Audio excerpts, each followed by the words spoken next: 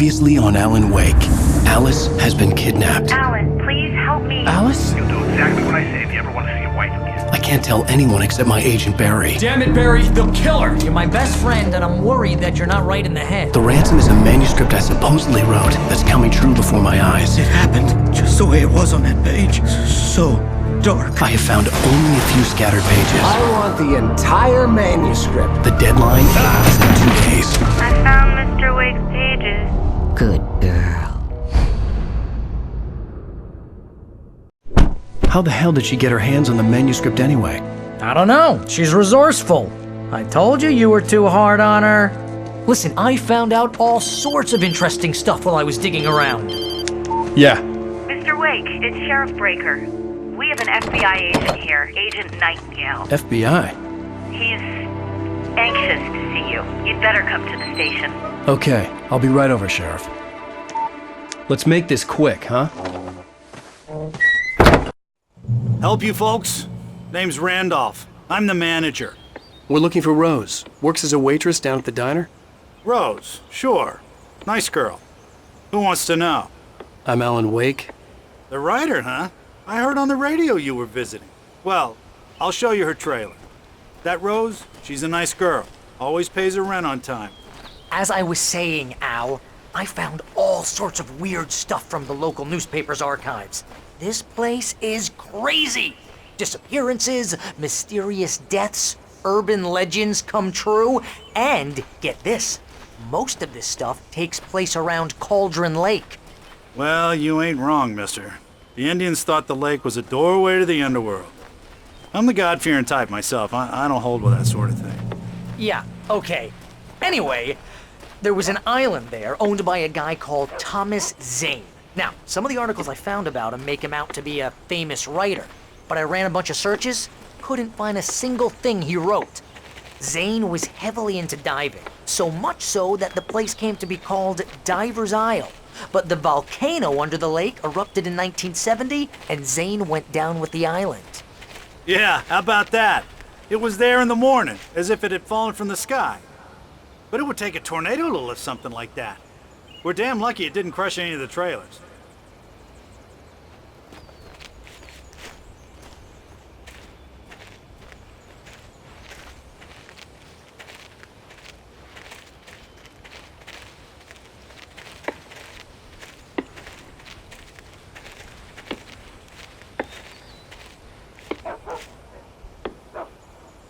It gets better. A local girl, Barbara Jagger, drowned in Cauldron Lake just a week earlier. They were lovers. Sure, Jagger's a local spook store. The Scratchin' Hag. Comes for you in the dark. Childish stuff like that. Anyway, Al, I'm just getting to the best part. All of the articles about this stuff were written by Cynthia Weaver.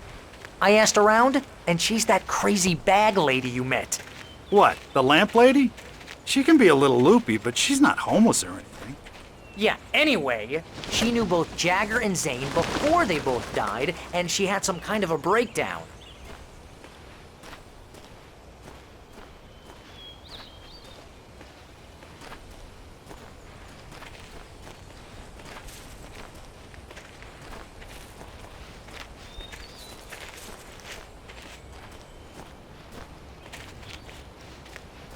Well, mister, this here's Rose's trailer. You mind me asking what you want with her? We're just here to talk to her, pal.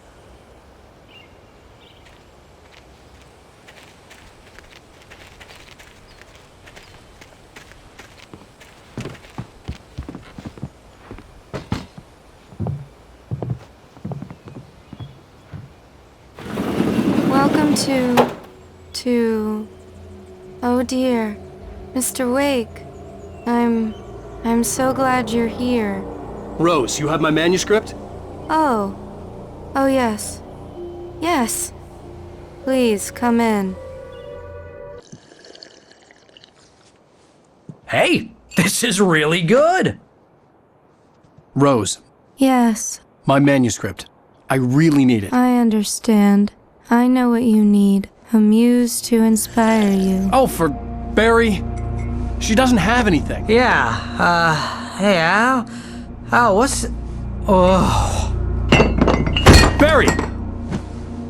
What? What?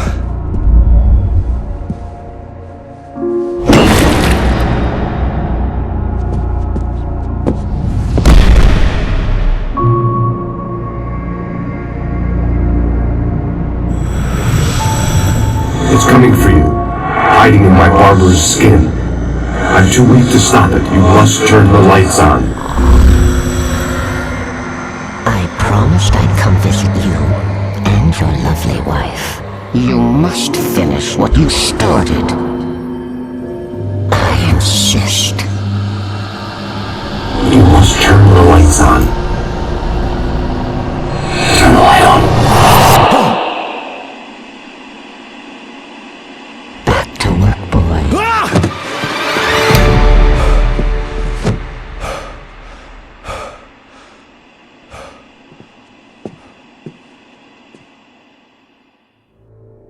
I felt nauseous, hungover. Only anger kept me going. I can't tell reality from dream anymore, but it seems I have an imaginary editor to help me. She's an old woman in a funeral dress. I call her Barbara Jagger. She's very strict. I'm writing faster and faster. My manuscript is being heavily revised. The edits are getting very aggressive, and each day there's less of me and more of her. I hate it, but I know she's right. She promises me I can save Alice this way. She knows more of this than I do. About the complex incantation I'm attempting. About this place. She's worked with another writer under similar circumstances, Thomas Zane. The genre of the story seems to be shifting. It's turning into a horror story. I'm getting close. I can feel it.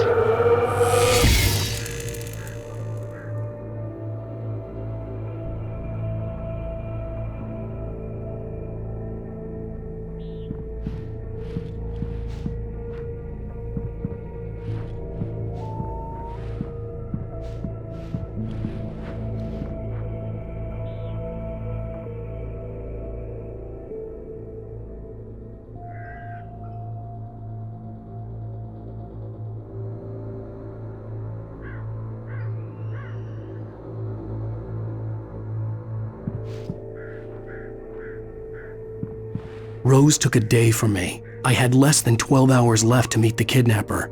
All I could do was get Barry into the car, work something out once I got on the road. Barry was out of it. He was way too heavy to carry. You're right. I deserve more money. I'm so handsome. Welcome to the Oh Dear Diner. What can I get you today? Coffee? I couldn't work up much hate for Rose. Something had used her to get to me and left its mark. First refill is free. Milk and sugar on the counter there. Would you like to hear today's specials? Thank you. Have a nice day. Come back soon. My gun and flashlight were gone. I'd have to find a way to get Barry into the car as quickly as possible. There was no time to waste.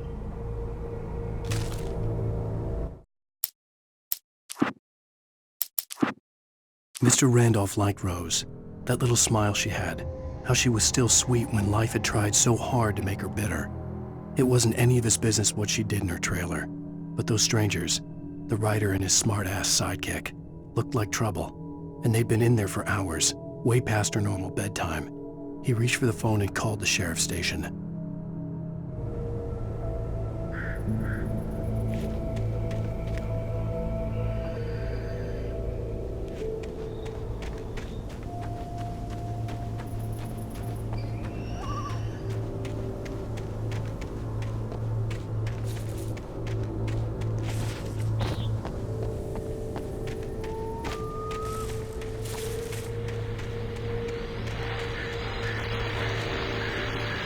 I just stepped outside to catch a breath of fresh air. Let me tell you, the weather's getting heavy.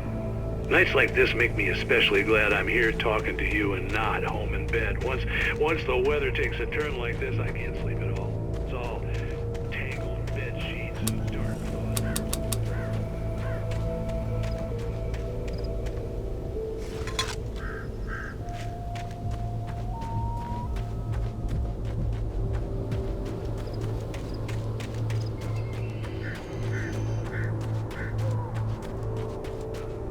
Oh, you're gonna get it now. God knows what you've done to that poor girl. This is Agent Nightingale, FBI! Get him up, Hemingway! You're under arrest! You move a muscle, I'll unload right in your goddamn face! Stay right where you are, Lane!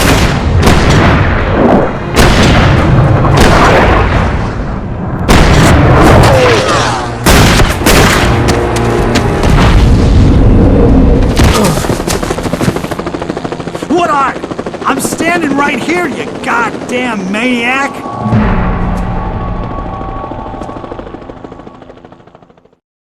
I hated to leave Barry behind, but there was no way I'd miss my appointment with the kidnapper. Give it up, Mr. Wake! Come on! Make it easier! Get after it! Don't let him get away! Move it! Move it! Move it! I'll have your shot if you let him get away!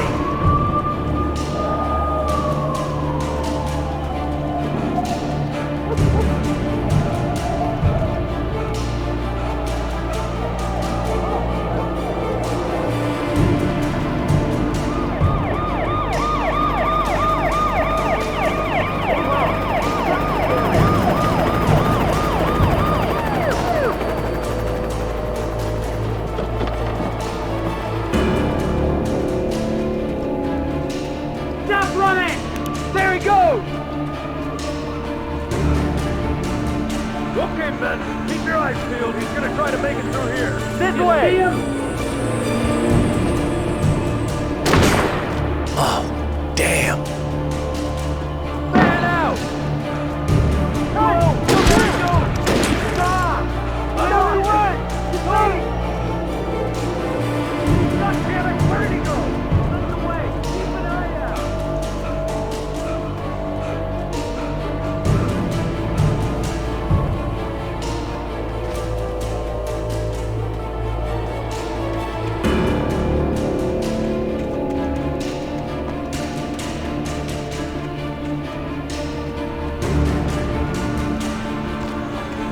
Gone! Come on, guys! We need to head him off!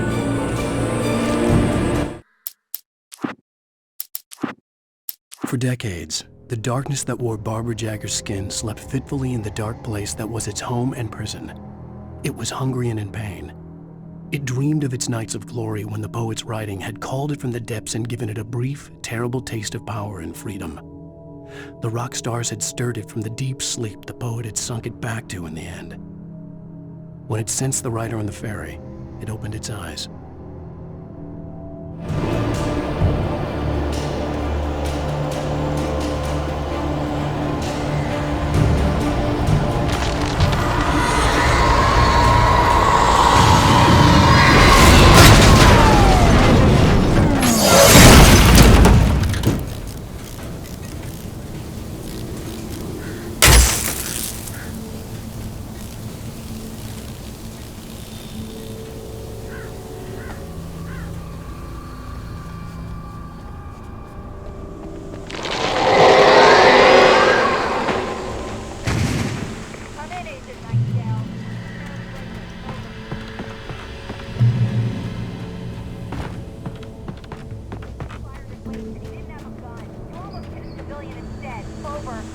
Sheriff, Wake's running. I'm giving chase. I don't have time for this.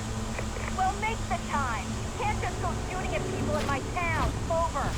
I'm a federal agent pursuing a fugitive. You want to discuss my method, Sheriff? Make an appointment. Over. You stay right where you are, Agent Nightingale. I'm on my way. Out. The suspect was last sighted running along the gorge that leads westward from the trailer park. All units are advised that the suspect may be armed. Approach with caution. James out.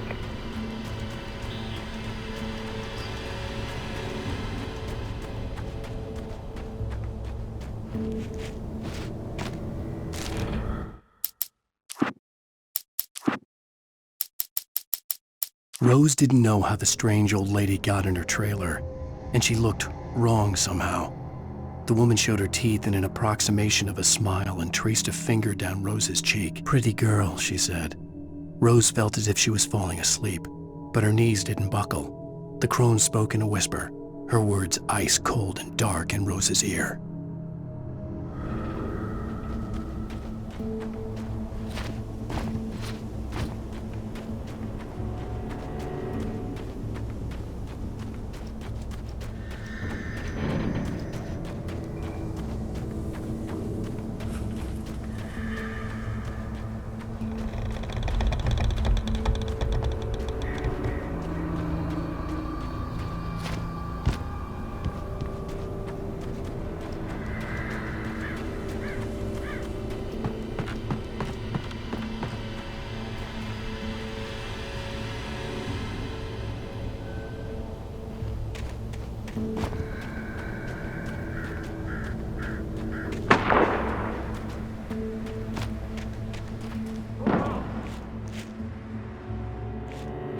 Search the area.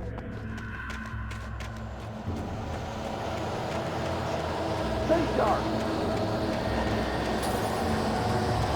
This way. Over here.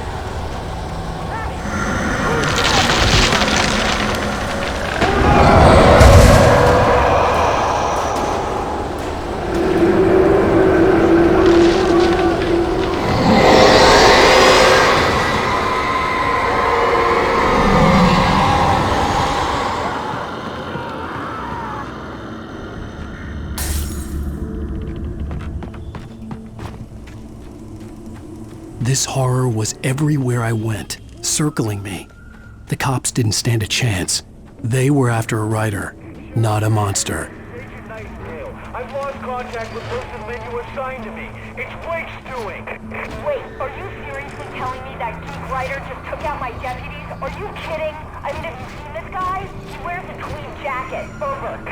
He's the guy we're chasing. If it's not him, who then? Bigfoot? Over. I don't know yet, but I'm not in the habit of jumping to conclusions. That tends to come back and bite you in the ass. Out.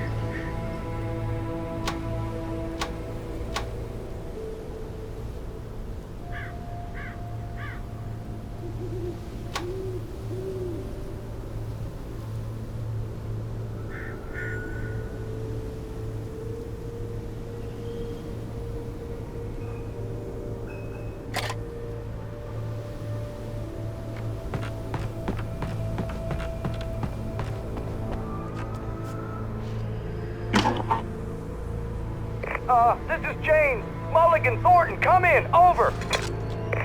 Thornton here. James, we got both Wheeler and Rose in custody. They didn't put up a fight or anything. Why, they were... Hey, what are you doing? Come on! Sit down and give me that. James, Mulligan here. Over. Go ahead, Mulligan. Over. We got Wheeler and Rose here. Wheeler's drunk or hopped up on something. Speaking of which, that Fed had a pretty distinctive whiff of Otis Scotch about him, you know what I mean. Over. I don't have anything on that, Deputy Mulligan. Over. Well, whatever. Anyway, Rose is just being plain weird here. You better get Doc in to take a look at both. Over. Gotcha. You better get them here quickly. The Fed's gonna want to interview Wheeler. Over. Oh, yeah, I bet it does. Looks like they have a lot in common. Mulligan out.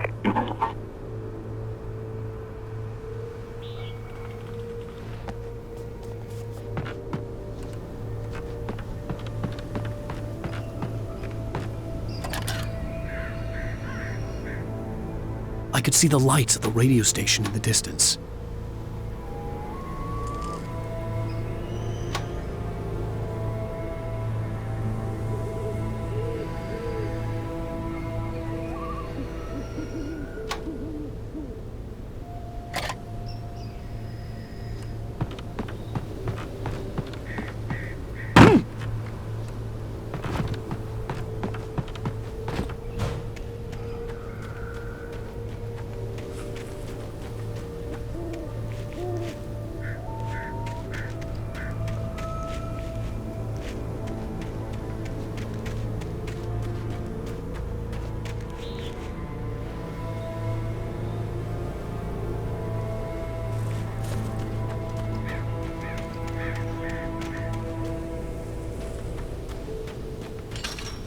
I imagined that the broadcast tower in the distance was part of the local radio station.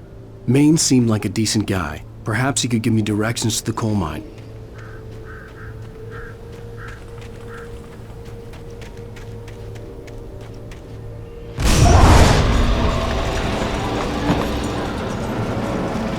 Unnatural shadows clung to the gate.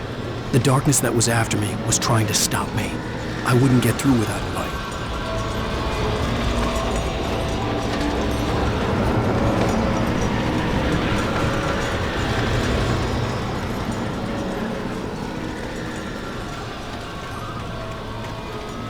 There was no power to the searchlight.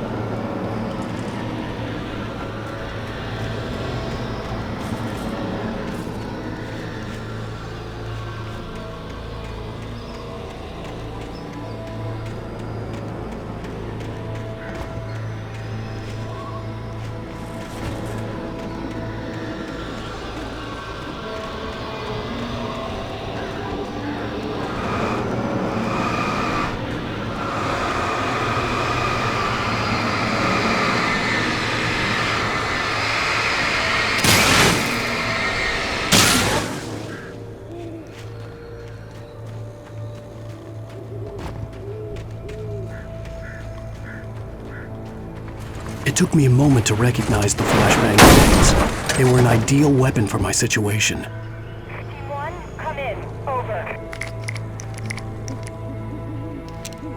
Team 1, this is Sheriff Breaker. Report. Over.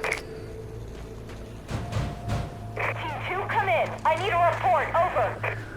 Come on, guys. Talk to me. Come in, please. Over.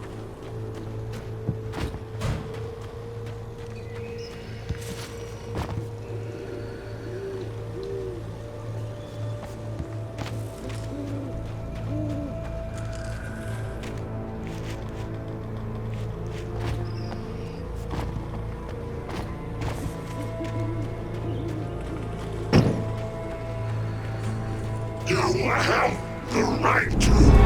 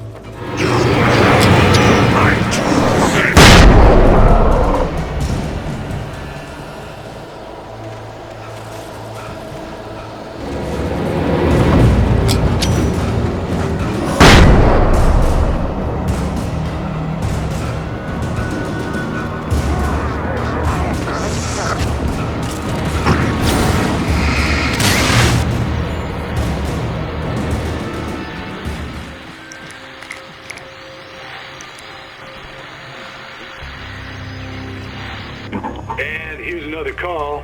You're on KBFFM with Pat Maine. It's Milt Peabody, Pat. What's on your mind, Milt?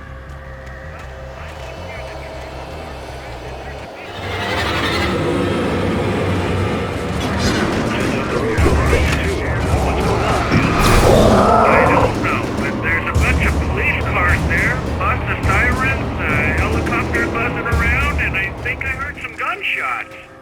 Gunshots? Yes, sir, like from a pistol. So can you find out what's going on?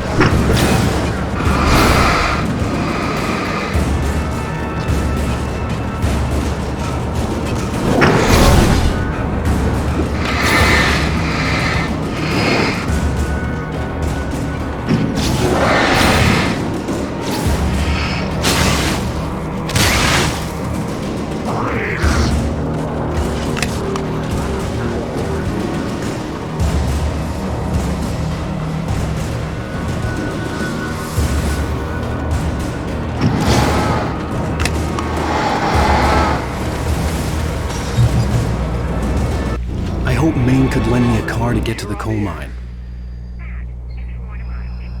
Why, hello, Lorna. What do you have for us? Well, I just don't see why the cops bother with the trailer park. What do you mean? It's a trailer park. Of course you're going to have trouble in a place like that. I mean, what do you expect? The sheriff should be helping us normal citizens.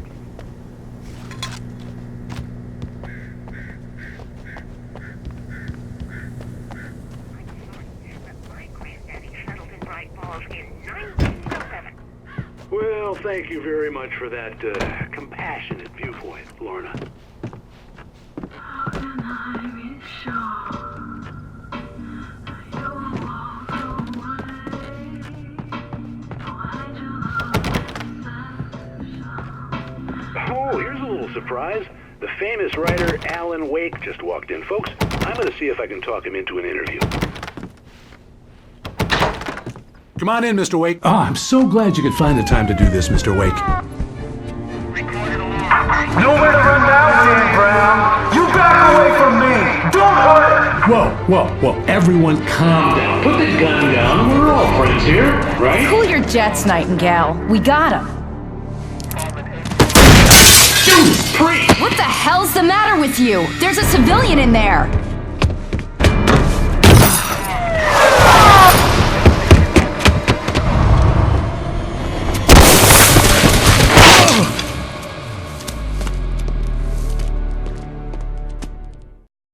I'll get you yet, even if it kills me. You hear me?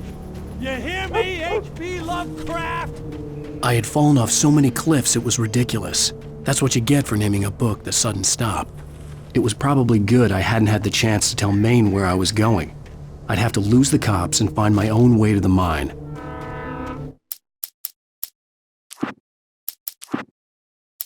Nightingale stared through the broken studio window into the dark woods.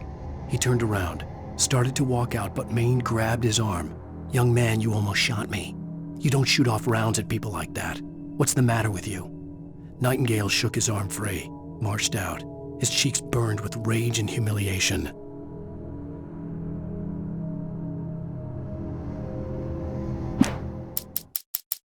Touched by the dark presence, Rose was lost in a dreamland where everything was drawn in black and gray crayons. The old lady had promised her that all her wishes would come true. She would be Alan Wake's muse. She was smiling so hard it hurt her face. She crushed a bottle full of sleeping pills into the coffee. Deep down inside, she was screaming in terror.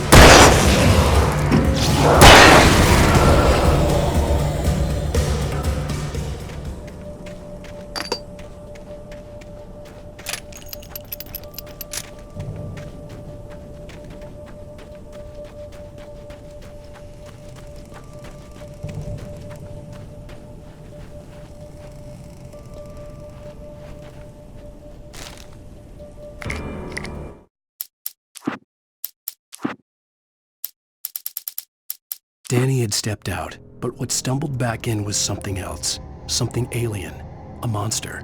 Walter tried to kill it, first with his fists, then a chair. It wouldn't die. Instead, it kept coming, unaffected by the beating it had taken. After Walter managed to kick it down the cellar stairs, fear took over. He ran, got behind the wheel, gunned the engine. The booze wouldn't make him forget, but he knew he had to try.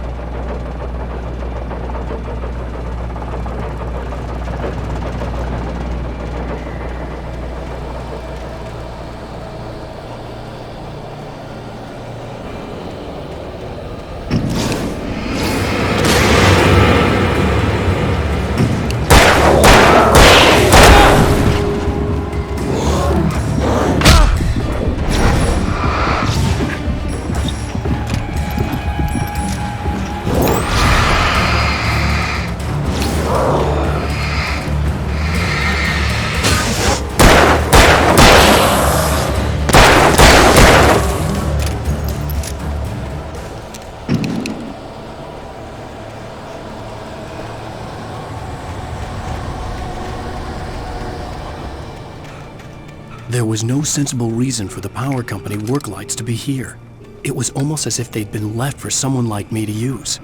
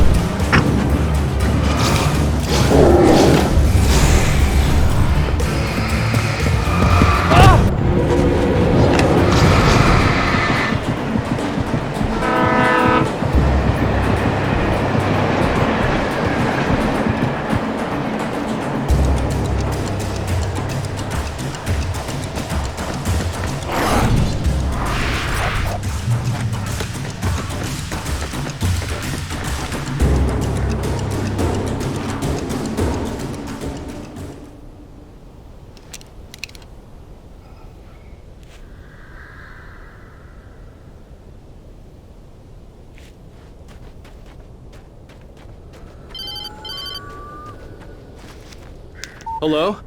The most stubborn man I've ever met. Alice? Alice? Alan. Alan. I'm so afraid. Keeps me in the dark. Please help me. I look at you, Alan, and it's not you. Something else. Looking out from behind your eyes. Alice, I'm here. I'm so alone here.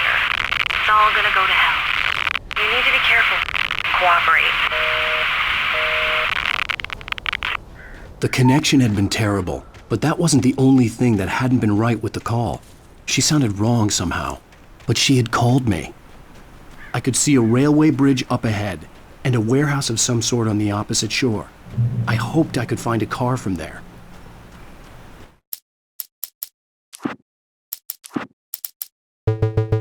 The pipe wrenched itself loose from the bridge's steel framework. Wrapped in darkness, it floated in midair, twitching. For a moment, I didn't understand what I was looking at. The heavy object lurched at me with impossible force. I threw myself out of the way, but just barely. When I turned my flashlight on it, it shook in a dark rage before it flew at me again.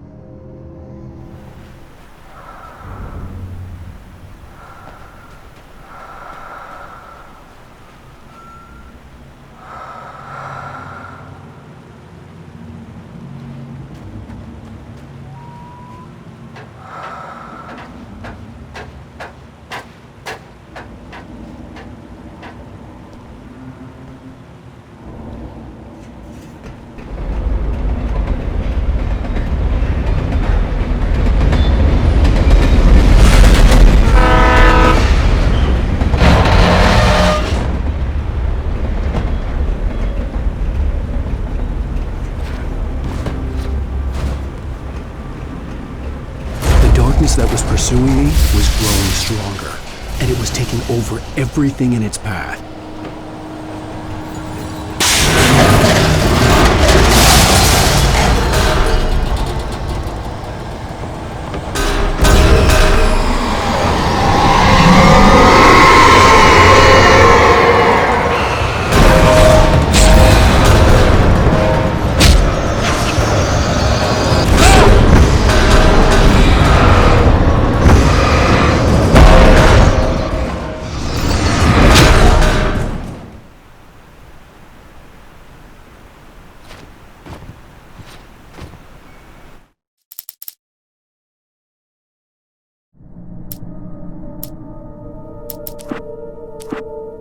I could see a railway bridge up ahead, and a warehouse of some sort on the opposite shore. I hoped I could find a car from there.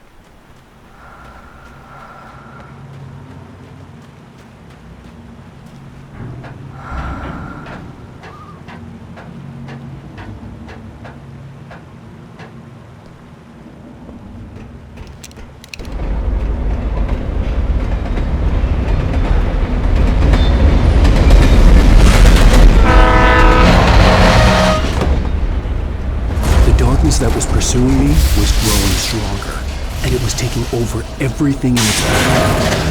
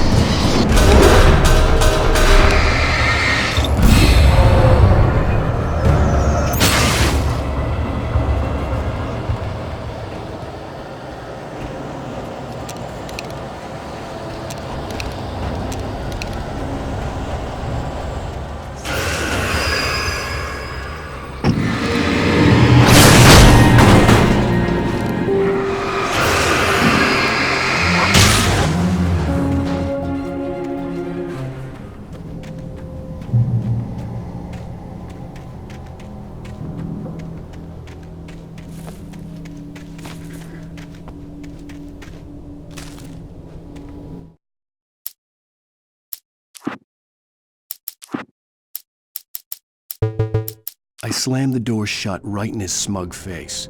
He pleaded for me to open the door. True to form, the asshole actually thought I would obey. I had no sympathy left, no guilt either, not for him. I took a moment to savor the scream. I bet I had a smile on my face. It was all that I had time for. The dark presence was inside the lodge with me. The bulldozer's engine roared to life. Mud and rocks flew as it fought for traction.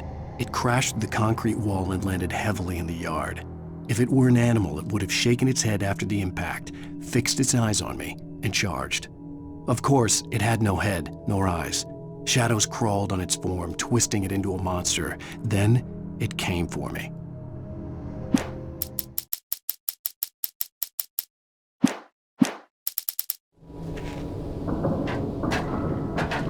As a teenager, just starting to get interested in writing, Stephen King had been a source of inspiration to me. I thought about all the inanimate objects that had come to life in his books. No one is safe in a good horror story, certainly not the protagonist. That's what makes them fun. This was anything but. The darkness could possess anything, and it was getting closer.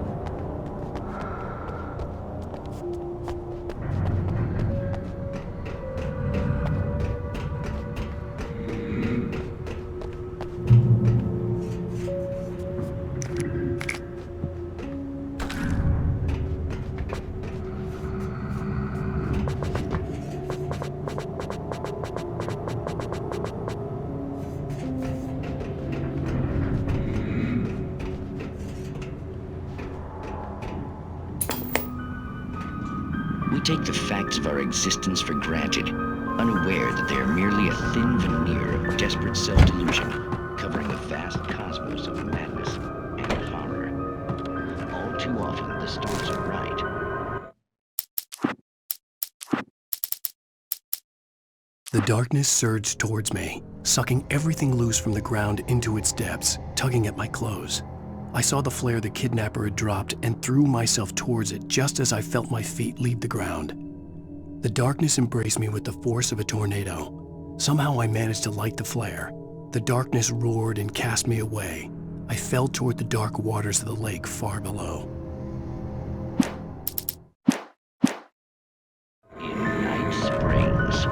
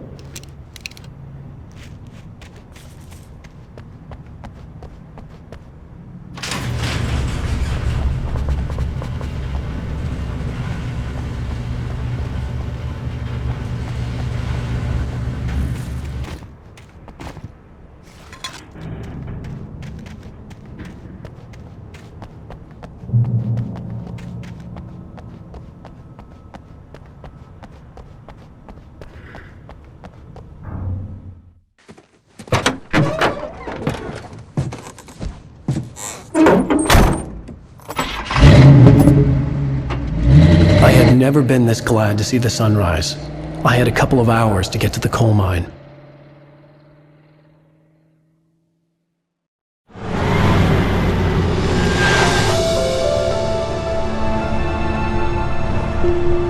The coal mine wasn't far now.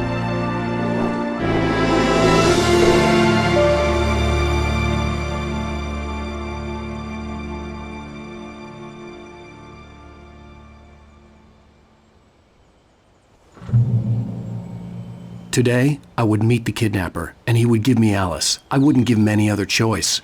A drowning man will clutch at a straw.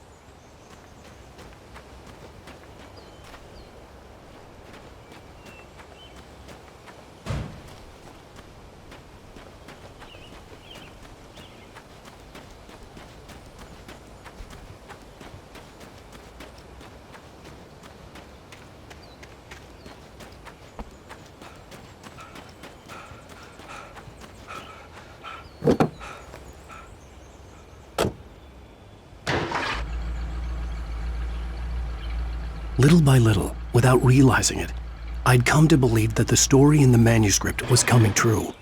The current of its narrative had taken me deeper and deeper into dark waters. Alice had been taken from me.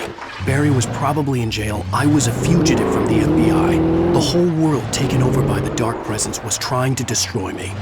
It all felt real, but it matched a textbook case of insanity.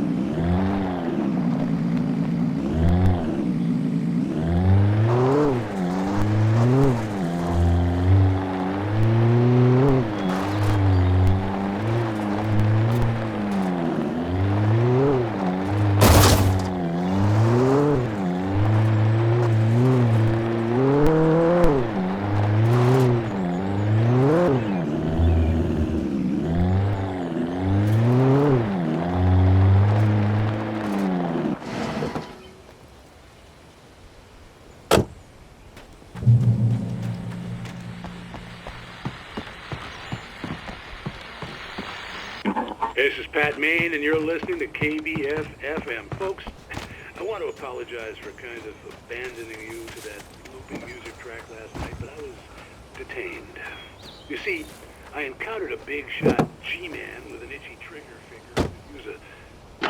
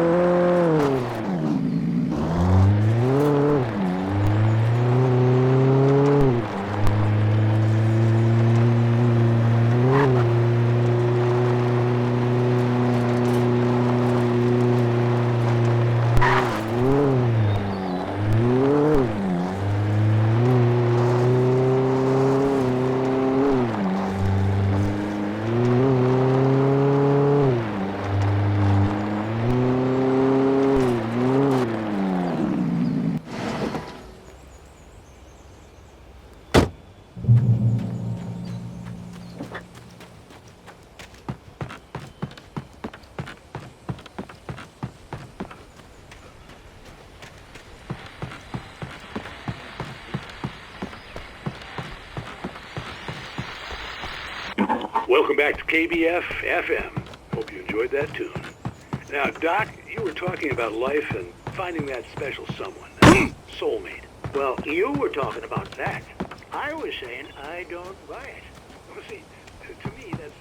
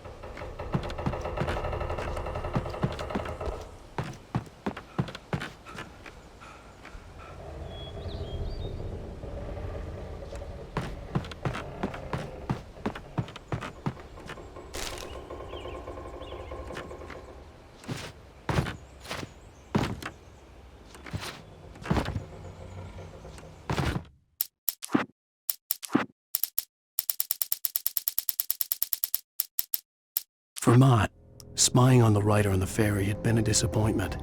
His boss had made Wake out to be something special, but Mott hadn't been impressed. He'd gotten a good long look at the wife, though, and he liked what he saw. Mott had fantasized about goading Wake into a fight, but it hadn't happened. Still, he'd get his chance to see if the writer had anything in him. He'd been promised as much.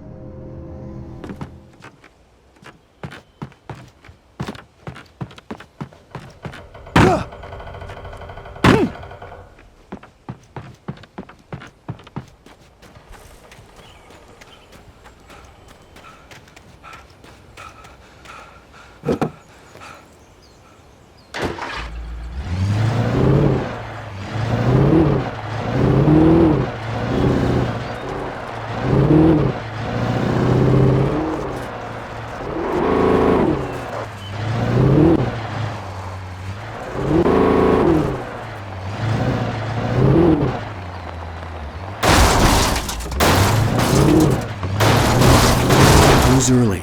I was supposed to meet the kidnapper at noon in the main building. The coal mine was quiet. It was a museum now.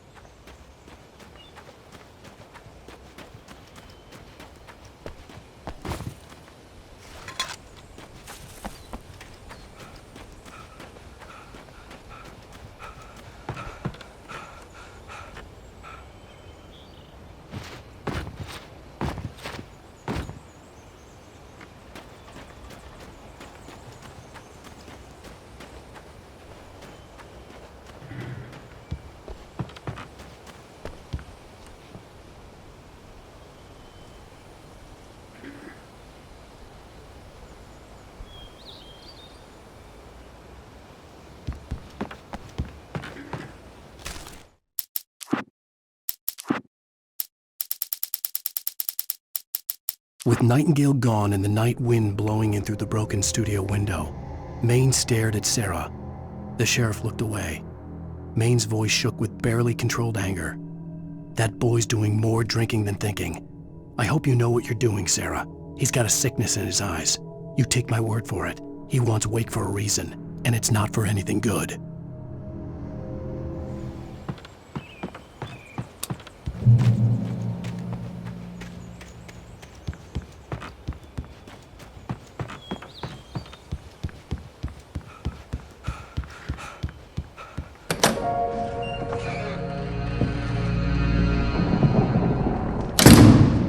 I didn't want to go outside.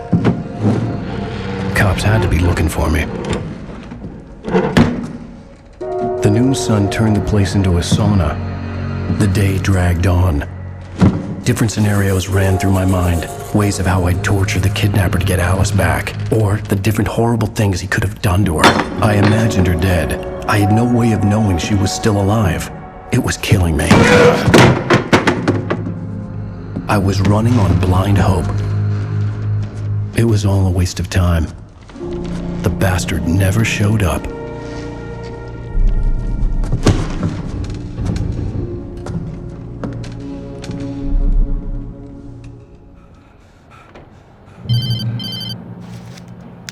Wait! Where the hell are you? Change of plans. You know where Mirror Peak is? It's a big mountain north of where you are. You follow the path from the mine, you can't miss it. There's a lookout point there. I'll be waiting. I'm through being jerked around by You you. want to see your wife alive? Because if you do, you better watch what you say to me. Do we understand each other? I want to talk to Alice. Yeah, and I want the manuscript. Don't keep me waiting, Wake. Hello? Hello! Ah! I'm gonna kill him! I had to get to Mirror Peak.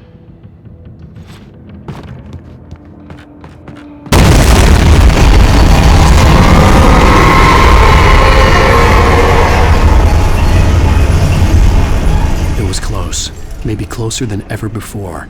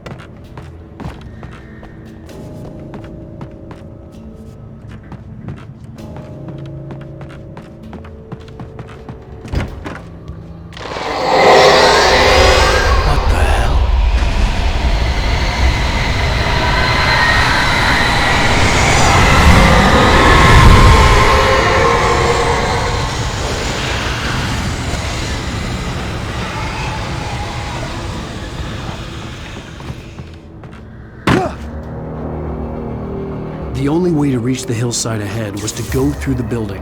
I had to find a way to avoid electrocution.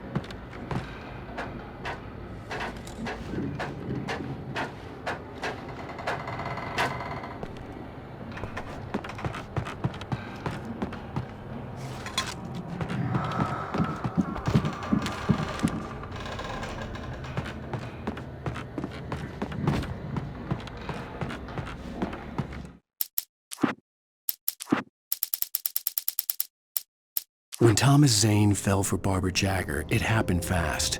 She was young, vibrant, and beautiful, full of life. He had never been a very happy man, and without any seeming effort, she had changed all that. Zane felt good for the first time in his life.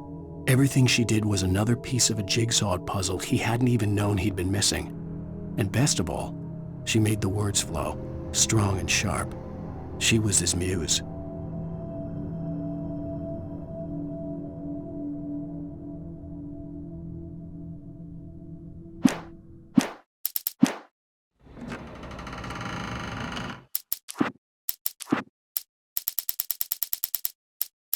Some of the taken retained echoes of their former selves, but these were just the nerve twitches of a dead thing. Nothing remained but a shell covered and filled with darkness. In most cases, these puppets were enough for the purposes of the dark presence. But for anything more elaborate, as with the writer, it was different. It needed his mind. And so rather than taking him over completely, it merely touched him.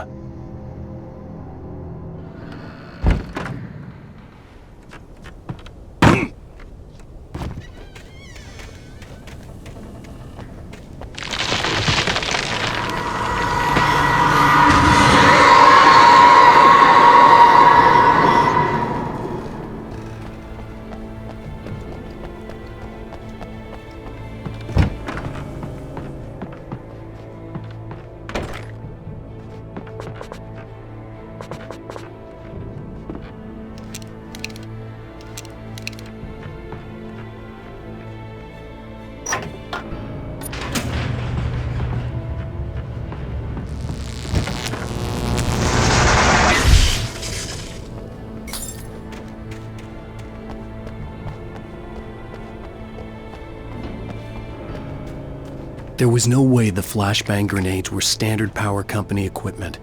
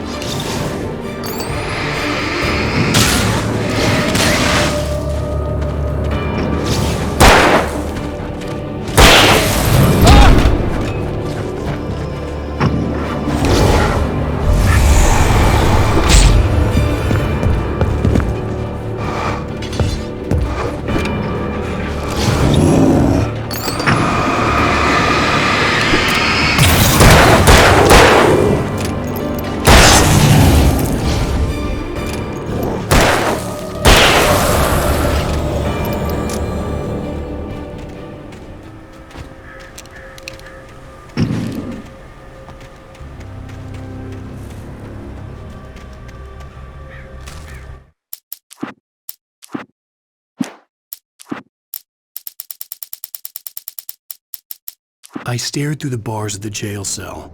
Barry stood behind me, swaying on his feet, looking as ill as I felt. Agent Nightingale stood on the other side of the bars with Sheriff Breaker. Nightingale had a stack of manuscript pages in his hand. He seemed unhinged as he gloated. "Well, I've got you now, Raymond Chandler. It's all here, all the evidence, including conspiracy to murder a federal agent."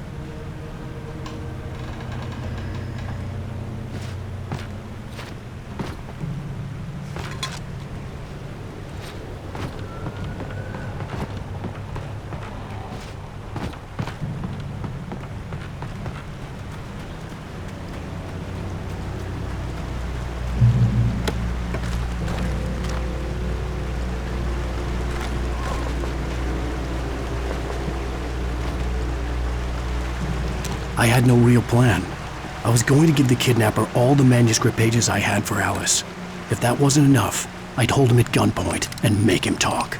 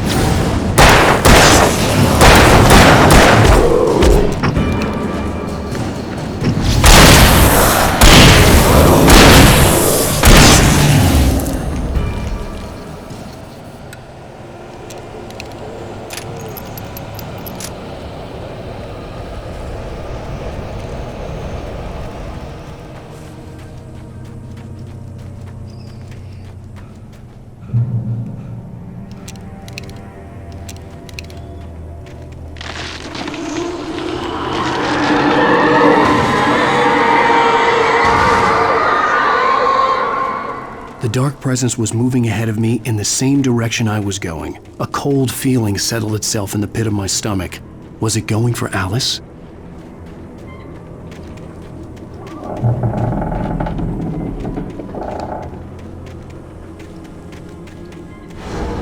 The graveyard shift may cause cancer.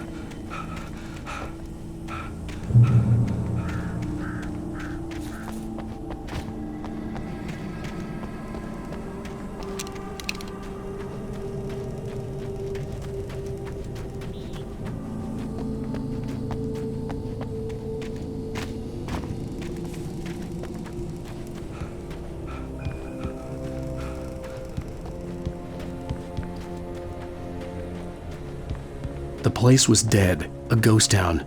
Had been for decades, maybe a century.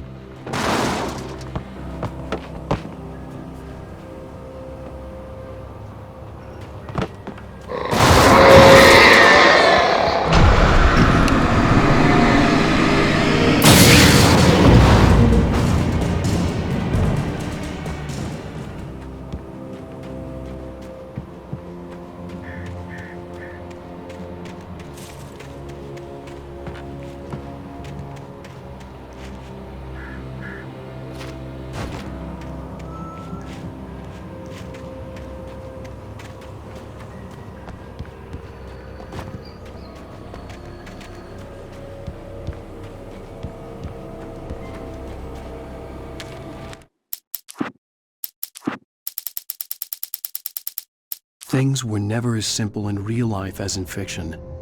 I had lost count of the times I had wished there'd be a clear reason for my writer's block. Something to fight, something to lash out on. There wasn't. I was filled with doubt. I was nothing like the hero in my books. Alex Casey had gone through his life with single-minded determination, never wavering from his goal. Even now, I was angry at myself, angry at Alice, angry at Barry. I was fumbling and I had no plan.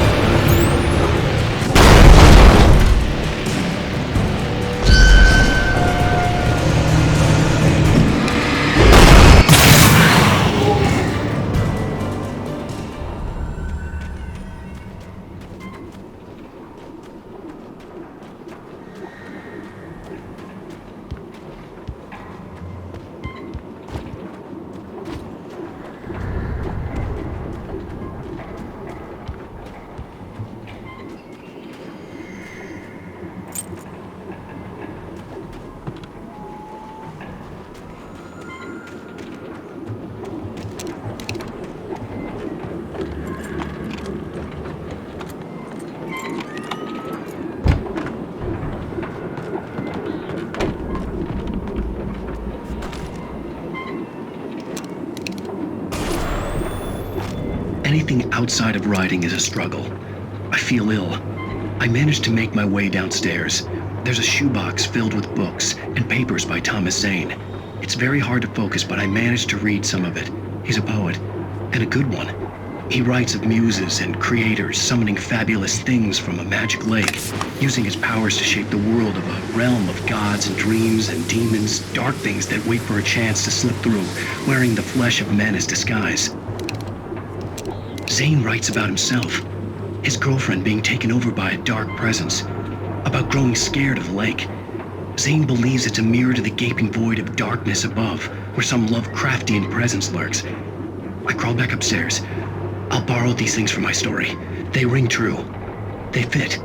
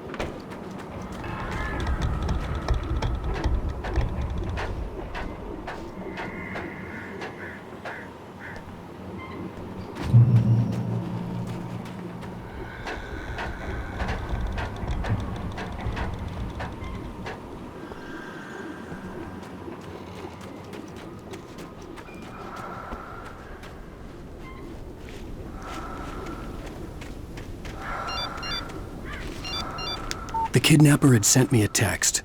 The message was full of spelling errors and insults. It was telling me to hurry up.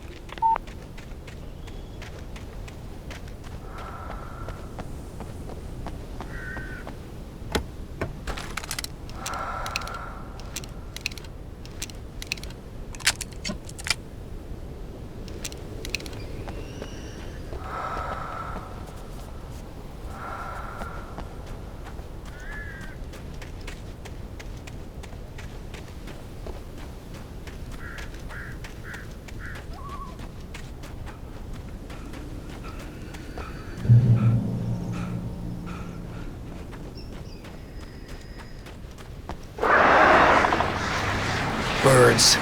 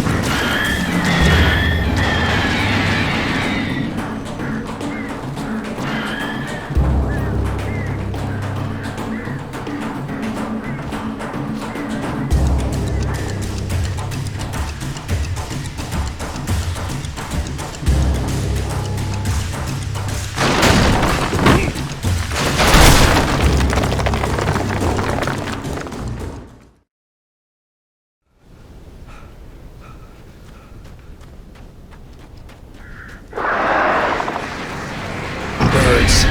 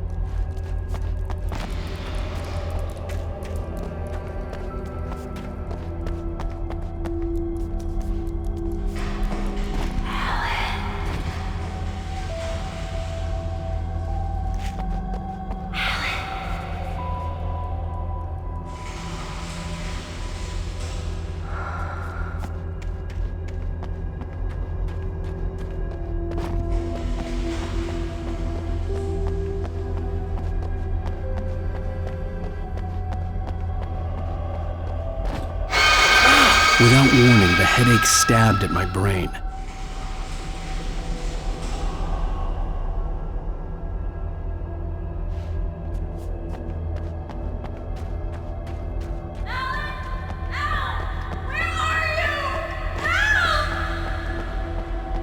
Alice?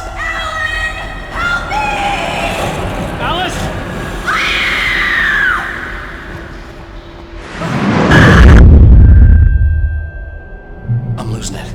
I gotta get out of here.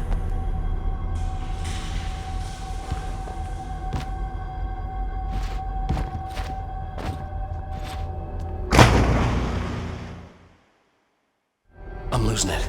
I gotta get out of here.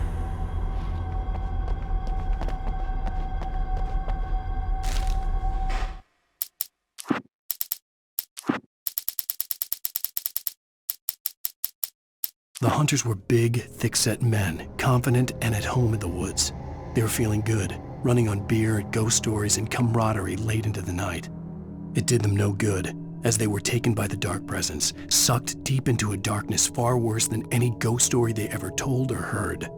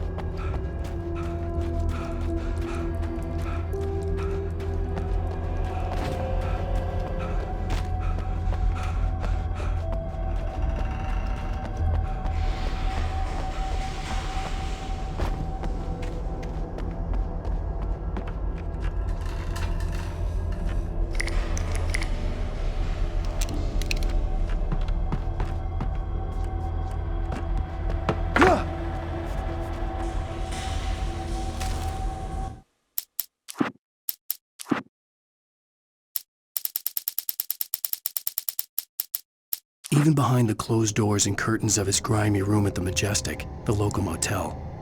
Nightingale could feel the locals' eyes on him, the unrelenting pressure of their judgment. He forced it out of his mind. For all he knew, they could all be under Wake's spell already. You do what you have to do to get the job done. He took comfort from the bottle in his hand. Please, he thought, just let me get through this.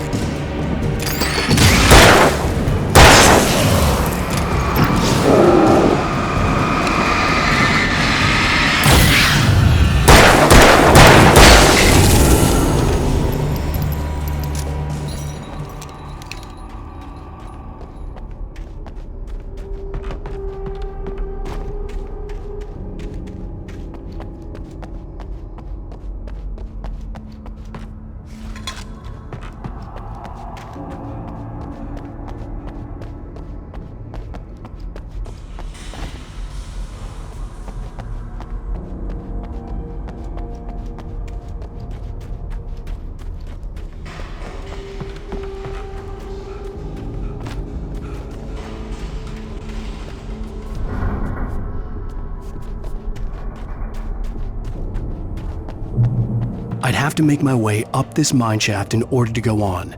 Maybe the machinery could help me with that.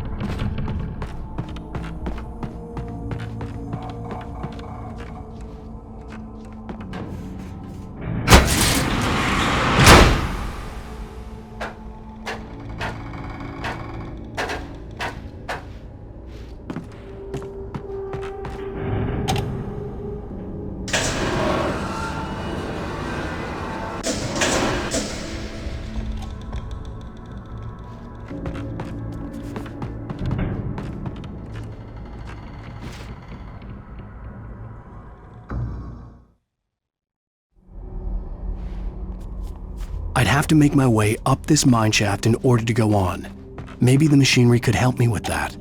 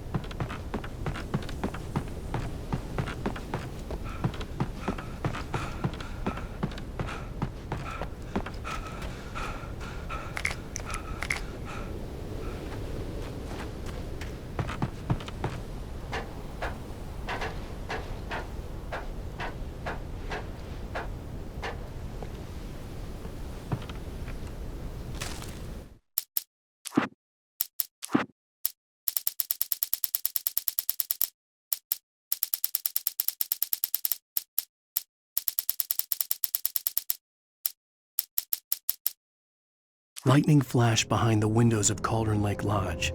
Tor Anderson laughed and held the steel hammer above his head. Nurse Sinclair was trying to calm him down without success. Tor grinned madly and shouted, "My hammer's up. Here's a friendly poke from Molnir, wench." He brought the hammer down with all his might on Sinclair's head. "We're on a comeback tour, baby."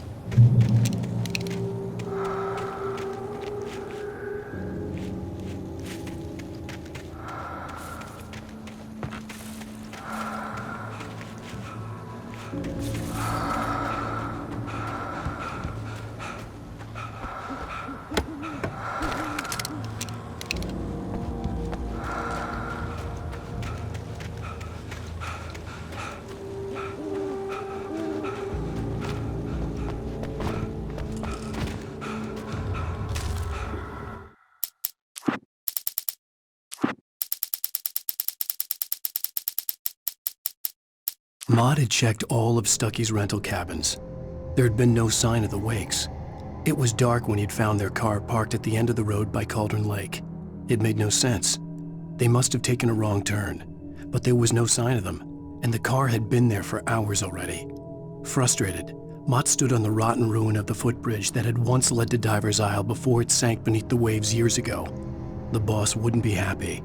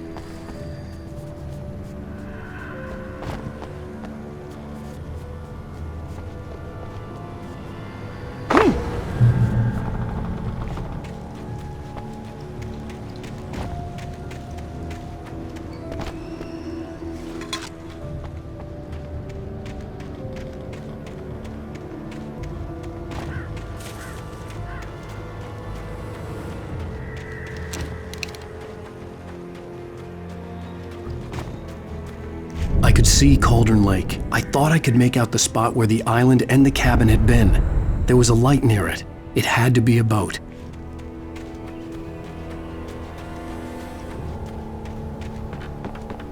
I was close now. I had to get there fast. I dreaded what I would find.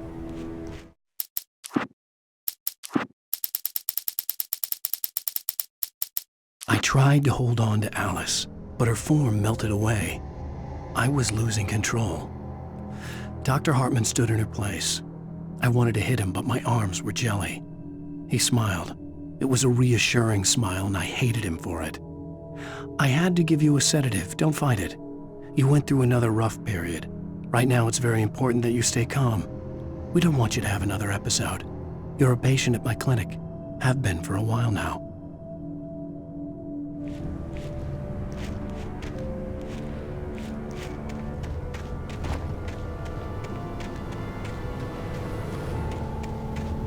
Wait! Are you? Wake? Hey, I'm here! I'm coming! No! Get away! Sorry. Please, leave. The boss didn't know who he was messing with. I didn't know. I swear, I didn't know. We don't have a wife. We don't know where she is. She's probably drowned. We just said we had her to make a play ball. You see? They got him writing for us. Please. Please.